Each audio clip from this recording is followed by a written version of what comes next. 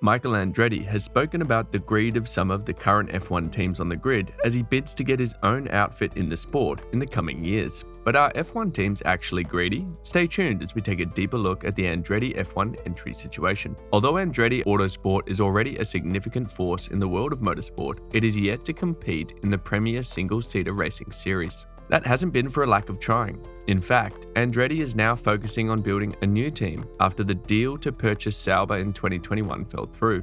At the start of the year, the FIA opened the door to the possibility of a new team joining the grid as it launched its Expressions of Interest process. To capitalize on this, Andretti has partnered with one of the world's largest automakers, General Motors, for a combined entry with its upscale Cadillac brand. But if Andretti was hoping his latest efforts would be a game changer in getting his team an entry, it would not take long for him to find that opinions elsewhere had been swayed very little. Immediately after the announcement of the Andretti Cadillac plans, F1 issued a lukewarm response to it, making it emphatic that the American team was not the only team looking to join, and that this was not the only a matter for the FIA to deal with. Furthermore, as rival teams looked into Andretti's plans over the following few days, they were quick to double down on their resistance to F1, opening its arms and giving Andretti an automatic place on the grid.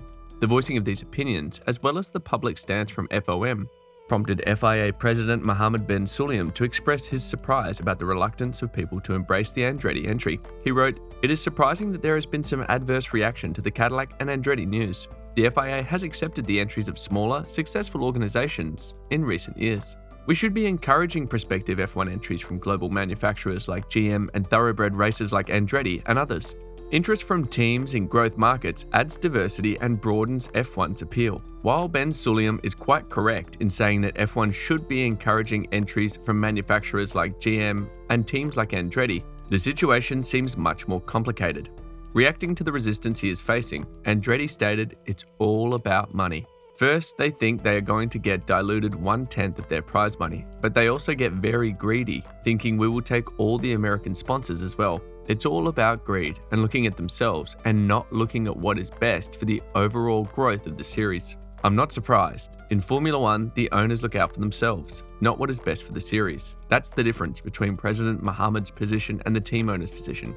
President Mohammed is looking out for the future of the sport. But is Andretti right about F1 teams being concerned only about money? He is right to some extent. Why? We will talk about that soon. But before that, if you're enjoying this video, please give us a thumbs up and subscribe. Thanks. The question that F1 teams are considering is whether Andretti's presence on the grid as an 11th entry would bring added value for the other 10 teams beyond the loss of sharing their commercial rights income with another team. Teams have long been aware of the fundamentals at play in expanding the grid, for it would mean that rather than sharing team income among 10 entrants, it would be split 11 ways. So effectively, each team would lose 1/10 of their income. That is why, when the latest F1 Concord agreement was signed for 2021, it included a clause that demanded any new entrant pay a $200 million dilution fund to compensate rival teams.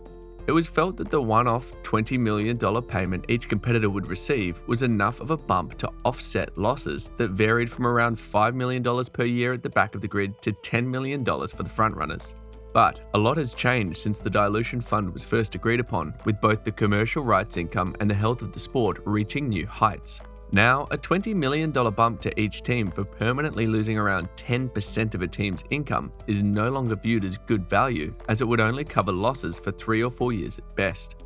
Several F1 teams have cited the example of the finances of the NHL, which has recently expanded its roster. It has a similar arrangement to F1's dilution payment, but it is called the expansion fee.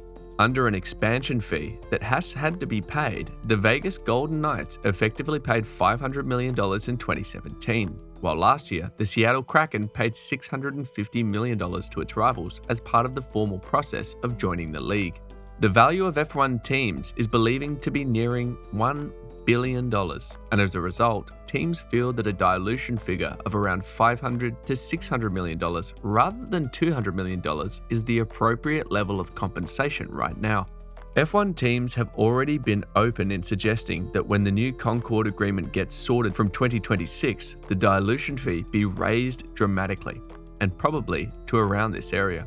Another reason why F1 teams are not supporting Andretti's entry to F1 is because of the OEM element. What do I mean by OEM? It means original equipment manufacturer. When Andretti first attempted to get approval for his new team last year, one of the questions thrown around the paddock was, what benefit would the team bring? While the Andretti name is big in the United States, a market of key interest to F1, the squad's ability to increase Grand Prix racing global visibility was not on the scale of what rivals like Audi and Porsche could do. This is the reason why F1 was so supportive of Audi's announcement of its entry last year at the Belgian Grand Prix, dedicating a formal press conference and even creating a mock-up of a liveried car. Audi's investment in engine technology, its buy-in of Sauber, and the huge marketing machine that will come into play are all things that will help make the F1 grid stronger. When it came to the Andretti entry, Mercedes boss Toto Wolff was clear that any new team really needed manufacturer support if it was going to bring a benefit to rivals that exceeded the loss of commercial rights income that will come from having an extra entry on the grid. Last year, Wolff said, F1 prospers because we have 10 teams, each with a different DNA that have shown commitment to Formula One. And most of the teams contributed over many years, more than a few billion in spending. And this is what made F1 what it is today. If someone new wants to come in, everybody's free to pitch that to the FIA. Then the FIA and F1 need to understand how creative that team can be for our business. And that hasn't been the case so far. If a team comes in with an OEM and says this is what we want to do, it's obviously a very different game and will trigger different considerations. Andretti getting GM on board appeared to be a direct response to this. Speaking to the media about the newly restructured bid having more weight behind it with OEM support, Andretti said one of the big things was, well, what does Andretti bring to the party? Well, we're bringing one of the biggest manufacturers in the world now with us, with General Motors and Cadillac. We feel that was the one box we didn't check, and now we've checked it. I think we'll be bringing a tremendous amount of support now to F1. It's hard for anyone to argue with that now. However, as teams have dug into what GM plans to do, they do not see the American manufacturer's plans being on the same level as what full-on work effort from an OEM would be. GM was quite coy about what it was up to on the engine front, suggesting that while it would start out in collaboration with another manufacturer, the company would help develop technology going forward. Mark Royce, GM president, said, "We have a signed agreement with the power unit supplier to begin with, and then as we move forward, we bring a lot of our expertise to create things for the future as well." Rivals, therefore, view the GM entry not as a game-changing new OEM effort in F1, but more akin to a straight sponsorship deal. Some view it as no more significant than what Alfa Romeo has done at Sauber in recent years, or when Tag Heuer badged the Renault engines in the past. In fact, the GM plan, which is effectively offering manufacturers the opportunity for a cheap way to hang their coattails on an F1 entry, has annoyed factions within the paddock so much that there is talk of a push for the rules to change to clamp down on what power units can be rebadged as in the future.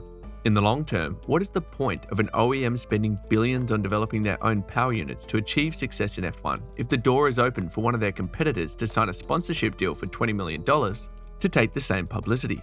Even the current discussions between Ford and Red Bull from 2026 are about proper involvement in the Milton Keynes-based team's technical operation, rather than just a badge on an engine. Do you agree with Andretti that F1 teams are greedy? Let us know what you think in the comments section below. That will be all for today's video. Thanks for staying tuned. Please don't forget to hit the subscribe button and notification bell so that you can always get to watch more amazing videos like this. See you in the next video.